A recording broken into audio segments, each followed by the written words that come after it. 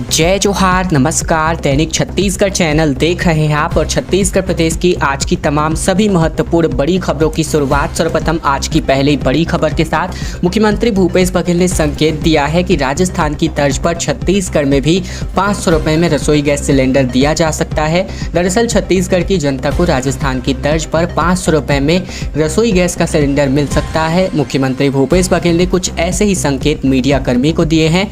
बीते दिन पत्रकारों से चर्चा के दौरान मुख्यमंत्री ने कहा है कि राजस्थान में कांग्रेस ने 500 रुपये में सिलेंडर दिया है, लेकिन छत्तीसगढ़ में कुछ तो घोषणा पत्र के लिए भी रखना पड़ेगा। सब काम अभी कर देंगे तो घोषणा पत्र के लिए क्या बचेगा? आने वाले समय में कांग्रेस के घोषणा पत्र में देखिएगा। उन्होंने कहा कि जब हमारी घोषणा पत्र समिति बनेगी तब उसमें सभी बातें होंगी और फिर तय होगा कि क्या करना है क्या नहीं। सूत्रों की माने छत्तीसगढ़ राज्य सरकार इस दिशा में काम भी कर रही है। आने वाले 15 अगस्त तक कुछ अहम घोषणाएं भी छत्तीसगढ़ की सरकार कर सकती है। बता दें कि इसके पहले भी छत्तीसगढ़ प्रवास के दौरान राज्यसभा सदस्य रंजीता रंजन ने भी प्रदेश में 500 रुपये में सिलेंडर देने की बात कही थी। प्रधानमंत्री किसान सम्मान निधि योजना की 14वीं किस्त का भुगतान जल्द ही होने वाला है। दरअसल अगर आप भी प्रधानमंत्री किसान सम्मान निधि योजना के लाभार्थी हैं तो आपके लिए बेहद बड़ी खबर है, क्योंकि मीडिया रिपोर्ट्स के मुताबिक माने तो अब इंतजार खत्म होकर ये रकम 15 जुलाई से पहले कभी भी आपके खाते में आ सकती है। वहीं इसके पहले पीएम किसान योजना की किस्त का भुगतान 30 जून तक किया जाना था, लेकिन कुछ कारणों की वजह से इसे आगे टाल दिया गया। सभी किसान इस योजना के तहत फायदा नहीं ले सकते, केवल योग्य किसानों को ही ये रकम दी जाती है। वहीं किसी संवैधानिक पद या फिर उससे पहले कभी रहे हो तो ये लाभ उन्हें नहीं मिलेगा।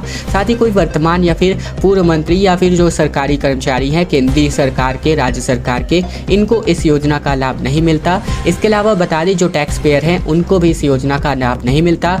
और साथ ही जिन लाभार्थियों के खाते में जो पैसे हैं वो ट्रांसफर कर दिए गए हैं उनको वापस भी मांगा जा रहा है।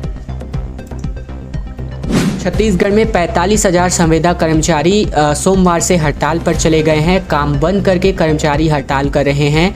90 विधायकों, 33 जिलों के कलेक्टरों से इनकी गुहार अब तक लग चुकी है, लेकिन किसी ने इनकी गुहार नहीं सुनी है। छत्तीसगढ़ के 45,000 संविदा कर्मचारी अनिश्चितकालीन आंदोलन का ऐलान करके आंदोलन पर चले गए हैं। कर्मचारियों की नाराजगी कांग्रेस की ओर से नियमितीकरण का वादा पूरा नहीं करने की वजह से हुई है। छत्तीसगढ़ सर्व विभागीय संविदा कर्मचारी महासंघ के बैनर तले ये आंदोलन पूरे प्रदेश में किया जा रहा है। जिन विभागों के कर्मचारी हड़ताल पर गए हैं उनमें स्वास्थ्य विभाग, मनरेगा विभाग, इसके अलावा पंचायत, कृषि, शिक्षा, महिला एवं बाल विकास विभाग, प्रधानमंत्री ग्राम सड़क योजना जैसे डिपार्टमेंट भी शामिल है, जिनमें कामकाज इस हड़ताल की वजह से प्रभावित होगा। वहीं बीते 4 सालों से अलग अलग समय पर कर्मचारी संगठन आंदोलन करते रहे हैं। इनका संघर्ष लगातार जारी है। कर्मचारी नेताओं का आरोप है कि कई बार बातचीत की पहल करने के बावजूद प्रशासनिक अफसरों ने कोई भी चर्चा नहीं की है और न ही इनकी मांगों पर कोई ध्यान दिया गया है।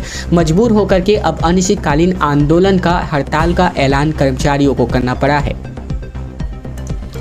छत्तीसगढ़ में एक बार फिर से अब बादलों की बरसात होने वाली है। सभी जिलों में गरज चमक के साथ अच्छी बरसात होने के अनुमान अब जताए गए हैं और उमस से इसकी वजह से राहत मिल सकती है। प्रदेश में एक बार फिर से बारिश का दौर शुरू होने वाला है। उत्तर और दक्षिण छत्तीसगढ़ में पिछले 3 दिनों से मानसून की गतिविधियां थमने के कारण मौसम साफ हो चुकी हैं। मध्य छत्तीसगढ़ में हफ्ते भर से बारिश नहीं हुई है, वहीं इसीलिए दिन का तापमान और उमस बढ़ चुका है। मौसम विज्ञान विभाग के मुताबिक कई जगहों पर हल्की बारिश होने की संभावना आज है।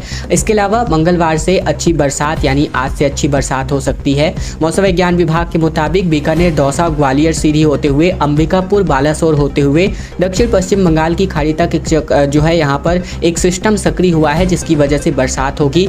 बादल छटने की वजह से मौसम यहाँ पर साफ रहा और तापमान में मामूली बढ़ोतरी अभी फिलहाल देखने को मिल रही है।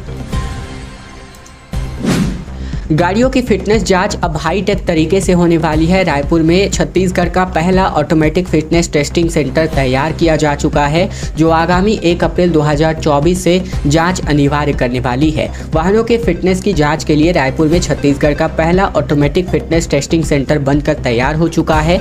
इस सेंटर में आधुनिक मशीनों से वाहनों की फिटनेस की जाँच की जाएगी। सड़क हादसों को कम करने की दिशा में परिवहन विभाग द्वारा किए जा रहे प्रयासों की दिशा में इस सेंटर की स्थापना एक बड़ी उपलब्धि मानी जा रही है।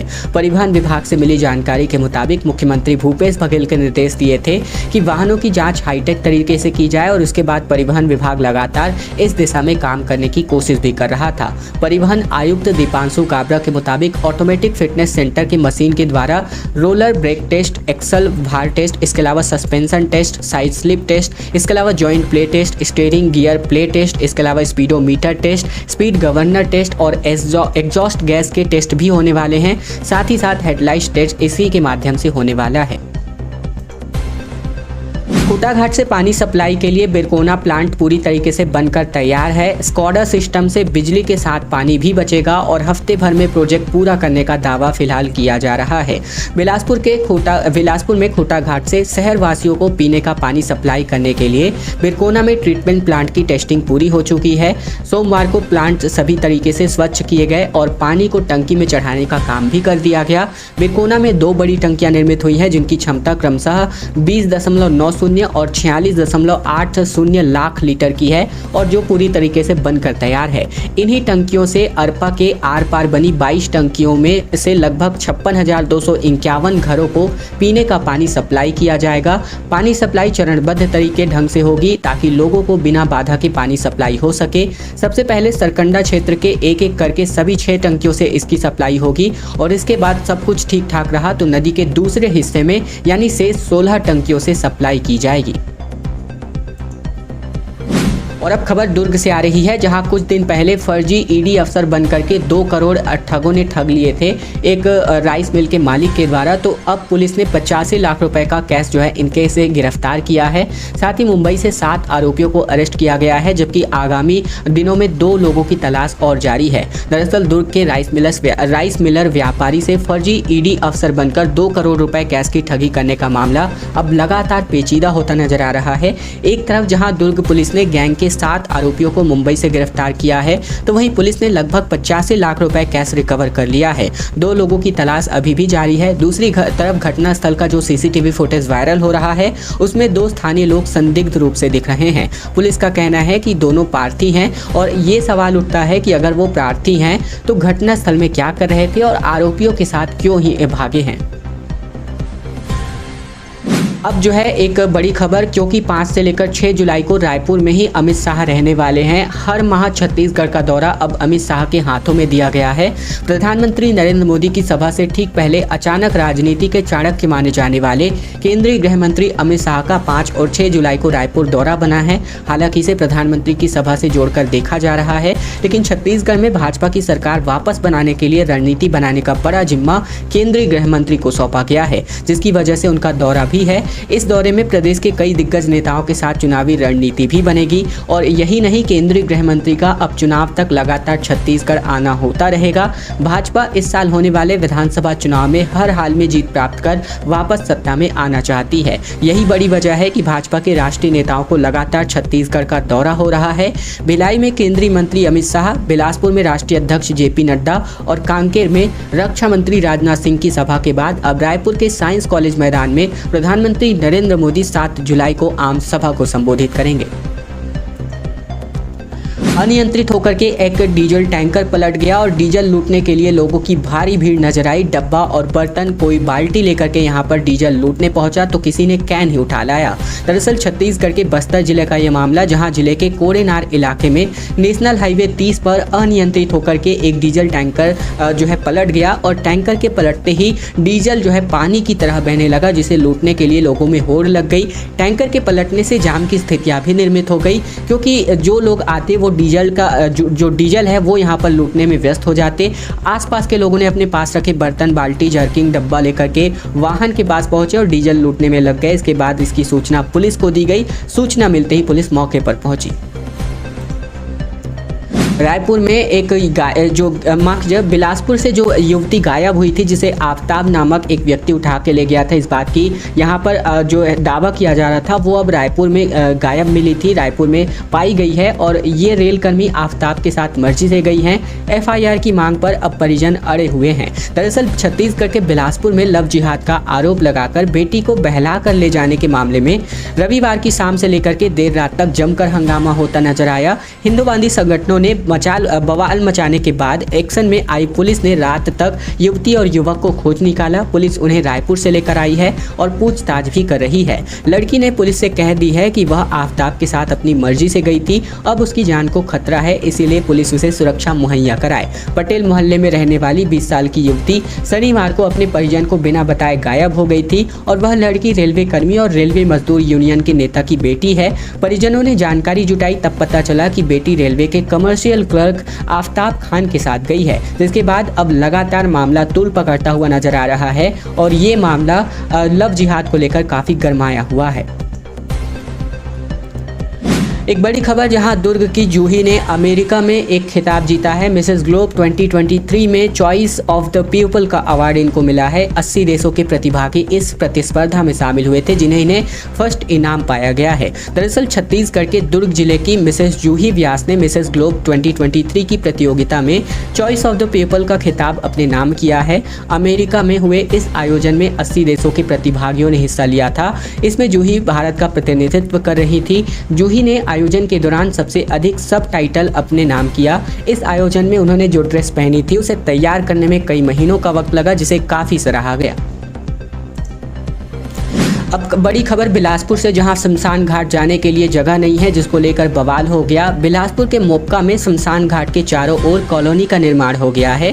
भूमाफियाओं ने जो है तालाब के किनारे शमशान घाट जाने वाले मार्ग पर अपनी पूरी तरीके से दीवार खड़ी कर दी है और बारिश में शमशान घाट जाने के लिए कोई भी जगह नहीं बच गई है, जिसे लेकर के मोपका के वार्ड क्रमांक 47 व 48 के लोग सांकेतिक अर्थी को लेकर कलेक्ट्रेट पहुंचे और विरोध प्रदर्शन किया गया। गाँव वालों का कहना है कि मक्का के सरकारी जमीन पर भूमाफियाओं ने कब्जा कर लिया है। तालाब जहां से शमशान घाट के लिए रास्ता जाता है, वहां एक बिल्डर ने कॉलोनी बनाने के लिए दीवार खड़ी कर दी है और अब बारिश में तालाब के पास से शमशान घाट जाने वाले ये रास्ते पूरी तरीके से बंद हो गए हैं, जिससे नाराज होकर के ग्रामीणों ने कलेक्ट्रेट का घेराव कर दिया और कलेक्टर से रास्ते की मांग भी की है। काफी संख्या में महिलाएं भी पहुंची थी। अधिकारियों की समझाइश के बाद ग्रामीण वापस लौटे हैं। और अब अगली खबर कोरबा से, जहां गौमांस की बिक्री पर भारी बवाल होता नजर आया और युवक की जम करके पिटाई कर दी गई। बताया जाता है कि हिंदूवादी संगठन को मोती सागर पारा के एक मकान में गौमांस रखकर बेचने की सूचना मिली और सुबह संगठन के लोग मोती सागर पारा पहुंचे, जहां घर में घुसकर तलाशी ली गई और इस दौरान एक डीप फ्रीजर मिला जिसमें गौमांस रखा हुआ था, जिसे देख करके संगठन के लोग आक्रोशित हो गए। उन्होंने घर से एक युवक को पकड़ लिया और उसकी पिटाई शुरू कर दी। परिवार की एक महिला ने युवक को संगठन से लोगों से बचाया और इस मकान के बाजू में स्थित एक अन्य मकान में भी गौमांस होने की जानकारी संगठन को मिली थी और संगठन ने इसकी भी तलाशी ली और छत पर गौमांस पाया गया, जिसको लेकर संगठन को पता चला कि इमली डुग्गू क्षेत्र में सीतामढ़ी के पास एक गोदाम है जहां मांस को और रखा गया है और संगठन के लोग वहां भी पहुंचे और वहां से भी गौमांस बरामद हुआ। तो इस सब घटनाओं की वजह से हिंदू संगठन में काफी नाराजगी देखने को मिली और प्रतिबंधित जो है यहाँ पर हिंदू देवी देवताओं को अपमानित करने वाली पुस्तक की बिक्री पर भी यहां जमकर हंगामा होता नजर आया। छत्तीसगढ़ में आम आदमी पार्टी भाजपा कांग्रेस का गणित बिगाड़ सकती है, क्योंकि जनसभा में आम आदमी पार्टी ने अपनी ताकत झोंक दी है, ताकत दिखाई है। नड्डा की सभा की तुलना में यहां ज्यादा भीड़ इकट्ठा की गई थी। दरअसल दिल्ली की बाद अब पंजाब में सरकार बनाने के बाद आम आदमी पार्टी ने छत्तीसगढ़ में भी एंट्री कर सियासी खलबली मचा दी है।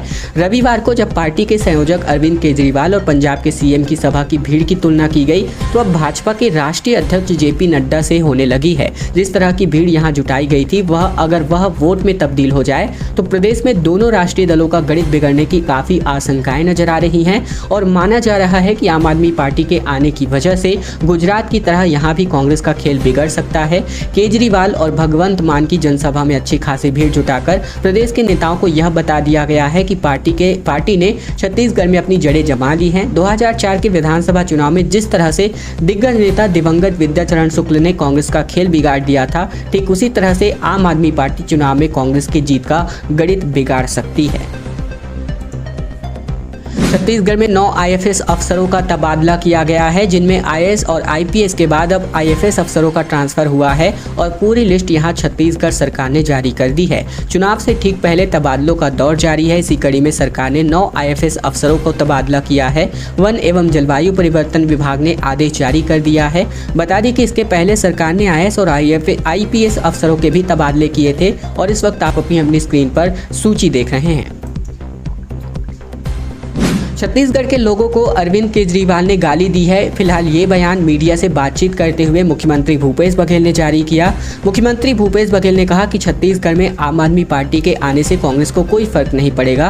पिछली बार भी पार्टी ने खूब तैयारी की थी, लेकिन रिजल्ट क्या आया सबको पता है। जिन लोगों को छत्तीसगढ़ के बारे में पता ही नहीं है, उन्हें समस्याओं की जानकारी नहीं है, वह 6 रेवड़ियों के बारे में बातचीत कर रहे हैं। उन्होंने कहा कि अरविंद केजरीवाल छत्तीसगढ़ के लोगों को गाली देकर चले गए। गुरु पूर्णिमा पर्व पर बिलासपुर में अनुरागी धाम पहुंचे मुख्यमंत्री भूपेश बघेल ने मीडिया से बातचीत करते हुए प्रदेशवासियों को गुरु पूर्णिमा की शुभकामनाएं दी। इसी के साथ ही उन्होंने केंद्र की मोदी सरकार पर भी जमकर हमला बोला और कहा कि नरेंद्र मोदी देश को विश्व गुरु बनाने की बात करते हैं, लेकिन भारतीय जनता पार्टी के सारे नेता देश में खाई बनाने का काम कर रहे हैं, आपस में एक दूसरे को लड़ाने का काम कर रहे हैं। खैर दोस्तों, अब आज की खबरों का सिलसिला बस यही तक का था और अगर आपको यह वीडियो पसंद आया है तो वीडियो को लाइक करना मत भूलिएगा। चैनल पर नए हैं तो चैनल को भी सब्सक्राइब कर लीजिएगा, ताकि प्रतिदिन की महत्वपूर्ण खबरें, छत्तीसगढ़ के समाचार बिना किसी रुकावट रोजाना हम आप तक पहुंचा सके। तो चैनल को जरूर सब्सक्राइब कीजिएगा।